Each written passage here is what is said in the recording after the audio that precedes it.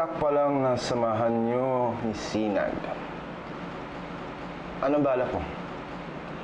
Tuloy pa ba yung mega bawi? Ba yun? Labas yun sa nangyayari ngayon. Pero kailangan kong magawa yun para kahit papaano naman maibalik ko yung mga nawala sa kanila. Para patahimikin na rin ako ng konsensya ko.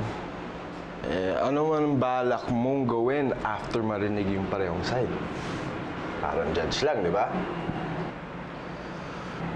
Hindi ko alam. Kaiba sila ng sinasabi. Di mag-imbestiga ka. Oh, ngayon, polis naman, di ba?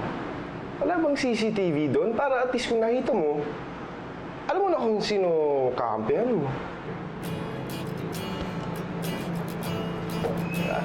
Tama ba? Ikaw naman ang bahala rito na. As usual. Uy, dalihan mo. Dalihan mo.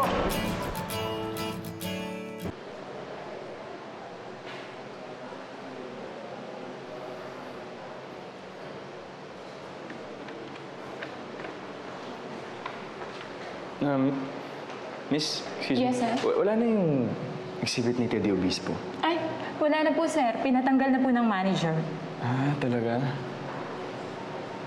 Yung yung CCTV footage, pwede ko bang makita?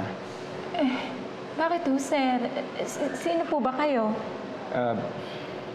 Benji Rosales, apo ko ni Vicente. Vicente Rosales. Sorry po, sir. Hindi niyo naman po kasi agad sinabi. Tara po, samahan ko po kayo sa office. Check po natin. Talaga? Okay.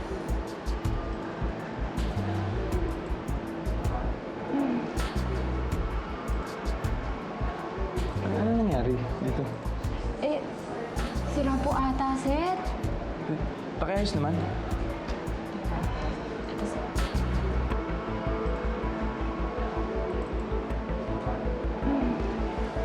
Ate, wala bang ibang kopya niyan? Wala na po talaga, sir, eh.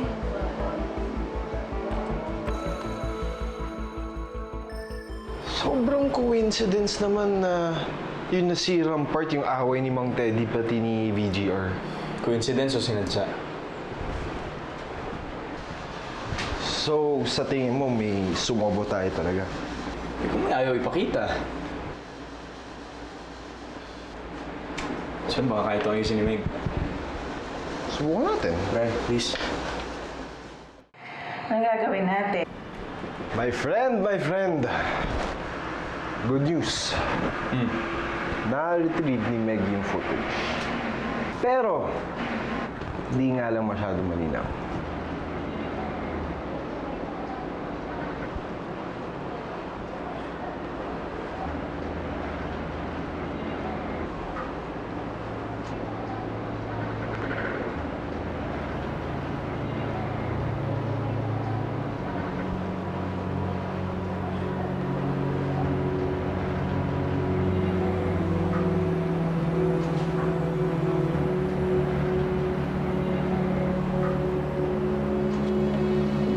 Sisinungaling sila.